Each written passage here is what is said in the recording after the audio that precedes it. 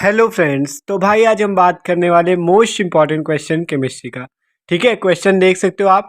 ठीक है, तो कह रहा है क्वेश्चन हेलोएरिन क्या है, इनकी दो मुख्य प्रतिस्थापन अपक्रियाएं लिखिए, फ्रियान का सूत्र और इसके उपयोग भी लिखिए। तो भाई क्वेश्चन मोस्ट इंपॉर्टेंट है। ठीक है, एग्जाम में पूछा जा चुका है, तो बहुत ही आसान क्वेश्चन है। ठीक है, हेलोएरिन क्या होता है इसके बारे में बताना है।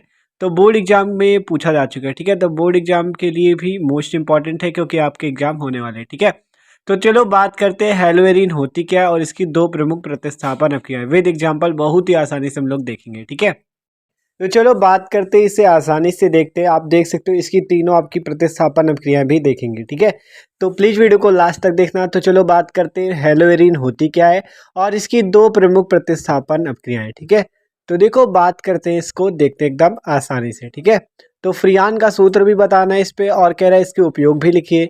तो पहले बात करते हैं हेलोएरिन की कि हेलोएरिन क्या होता है।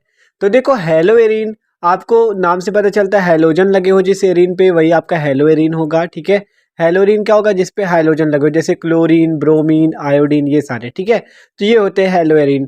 तो देखो कह रहा है एरोमेटिक हाइड्रोजन यौगिक जिनमें हाइड्रोजन परमाणु एरोमेटिक रिंग से जुड़ा होता है एरिल हैलाइड या हेलोएरिन कहलाते हैं।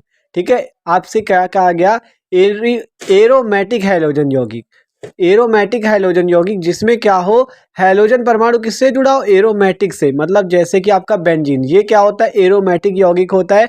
जब इससे आपका C6H6 इसका फॉर्मूला होता है।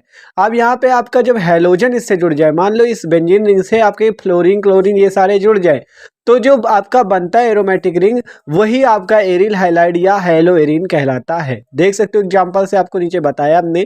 बेंजीन रिंग के ऊपर देखो, पहला आप देख सकते हो एग्जांपल, बेंजीन रिंग के ऊपर आपका क्लोरीन लगा हुआ है, तो ये एक हेलोएरिन है जिसका नाम है क्लोरोबेंजीन। ठीक है, क्या नाम है, क्लोरोबेंजीन। तो ये क्या है, आपका हेलोएरिन है। ठीक है, तो ये हेलोएरिन है आपका, एग्जाम्पल देख सकते हो क्लोरोबेंजीन। ठीक है, इसी प्रकार से दूसरा एग्जाम्पल भी देख लो। तो ये क्लोरोबेंजीन का हो गया। दूसरा ये वाला भी आपका हेलोएरिन ही है, इसका नाम देखो, इसका क्लोरोबेंजीन हो गया। अब जगह दो जगह क्लोरीन लग गया तो इसका नाम हो गया 1,2 डाइक्लोरोबेंजीन, या कह सकते हो आर्थो डाइक्लोरोबेंजीन। ठीक है, क्या नाम हो गया, देखो यहाँ पे 1 2 3 4, अगर नंबरिंग कर दे 1 5 6। ठीक है, तो 1 और 2 पे आपका क्या लगा हुआ है, क्लोरीन लगा हुआ है, तो इसलिए हमने लिख दिया 1,4। ठीक है, 1 पर क्लोरीन और 4 पर क्लोरीन लगा हुआ है, तो इसलिए लिख दिया 1,4 डाइक्लोरोबेंजीन। ठीक है, आर्थो डाइक्लोरोबेंजीन इसका दूसरा नाम हो जाएगा। इसी प्रकार से इसको देख लो, 1,3 डाइक्लोरोबेंजीन। ठीक है, क्योंकि इस पे पहले और तीसरे कार्बन पे आपका क्लोरो लगा है। ठीक है, और दूसरा नाम मेटा डाइक्लोरोबेंजीन। ठीक है, आसानी से देख सकते हो आप। तो आर्थो डाइक्लोरोबेंजीन, देखो अगर बात करें, ये वाला आपको आर्थो होता है, मेटा और पैरा। ठीक है, तो यहाँ पे मेटा पे लगा था तो इसका नाम मेटा डाइक्लोरोबेंजीन। ठीक है, तो और इस पे आपका आर्थो पे था। ठीक है, तो ये देख सकते हो। और तो इसका मेटा डाइक्लोरोबेंजीन। अगला देख सकते हो एग्जांपल आपका है, यहाँ पे पैरा पे लगा हुआ है, तो इसलिए इसका नाम 1,4 डाइक्लोरोबेंजीन और दूसरा नाम पैरा डाइक्लोरोबेंजीन। ठीक है, देख सकते हो आर्थो, मेटा और यहाँ पे पैरा, तो पैरा पे लगा हुआ है आपका, तो इसलिए पैरा डाइक्लोरोबेंजीन। ठीक है, एकदम आसान है। अब इस पे देखो, जैसे ये वाला हो गया आपका।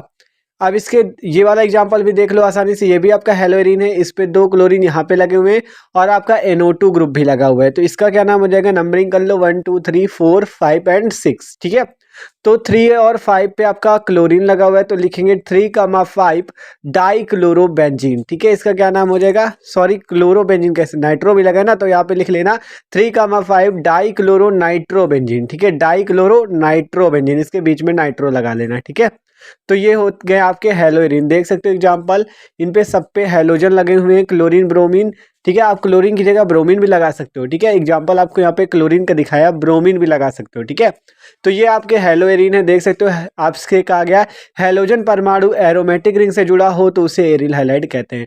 अब इसकी प्रमुख इलेक्ट्रॉन स्नेही प्रतिस्थापन अब किया देख लेते हैं। जैसा पहला नंबर है आपका नाइट्रीकरण। ठीक है, तो कह रहा है जब क्लोरोबेंजीन को 50 डिग्री सेंटीग्रेड ताप पर सांद्र नाइट्रिक व सल्फ्यूरिक अम्लों, सान नाइट्रिक व सल्फ्यूरिक अम्लों के मिश्रण के साथ नाइट्रीकृत किया जाता है तो आर्थो तथा पैरा क्लोरोनाइट्रोबेंजीन बनती है, परंतु नाइट्रीकरण की दर बेंजीन की अपेक्षा 3 गुना कम होती है। ठीक है, तो मेन ये बात याद रखो, 50 डिग्री सेंटीग्रेड ताप पर नाइट्रिक अम्ल और सल्फ्यूरिक अम्ल के मिश्रण के साथ जब क्रिया करते हैं तो आर्थो तथा पैरा आर्थो तथा पैरा आपका क्लोरोनाइट्रोबेंजीन बनता है। ठीक है, तो देख सकते हो आपका आसानी से यहाँ पे क्लोरोबेंजीन लिया, नाइट्रिक अम्ल सांद्र लिया और शांत H2SO4 की उपस्थिति दे दी, 50 डिग्री सेंटीग्रेड ताप दिया, तो आपका क्या बनता है, आर्थो क्लोरोनाइट्रोबेंजीन।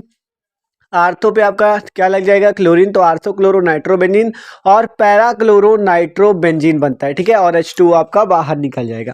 तो देख सकते हो ये आपकी नाइट्रीकरण की अपक्रिया थी। ठीक है, तो ये नाइट्रीकरण की अपक्रिया हो गई। इसी प्रकार से अब देखते हैं हैलोजनीकरण, दूसरी इसकी प्रतिस्थापन अपक्रिया हैलोजनीकरण।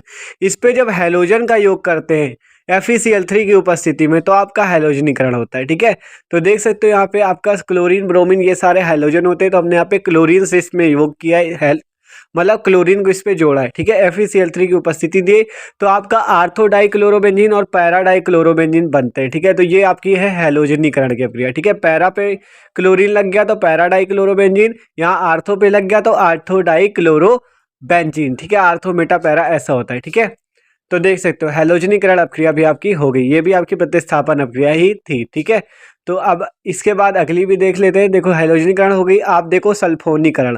आप मतलब सल्फोनीकरण जब सल्फ्यूरिक अम्ल से क्रिया की जाए। ठीक है, तो देखो हमने क्या किया, क्लोरोबेंजीन की क्रिया सधूम H2SO4 से कर दिया, जिससे होगा कि आपका आर्थोक्लोरोबेंजीन सल्फोनिक अम्ल बनेगा। ठीक है, तो देख सकते हो SO3H और आपका क्या हो जाएगा H और O, इससे अगर निकाल दो H2SO4 से तो आपका SO3H बचता है। ठीक है, तो आपका क्या होगा, यहाँ आर्थोक्लोरोबेंजीन सल्फोनिक अम्ल और पैराक्लोरोबेंजीन सल्फोनिक अम्ल बन जाएगा। ठीक है, देख सकते हो आर्थो पे लगा था तो आर्थोक्लोरोबेंजीन सल्फोनिक अम्ल, यहाँ पे पैराक्लोरोबेंजीन सल्फोनिक अम्ल और H2O आपका बाहर निकल गया। ठीक है, तो ये थी इसकी प्रतिस्थापन अपक्रियाएं।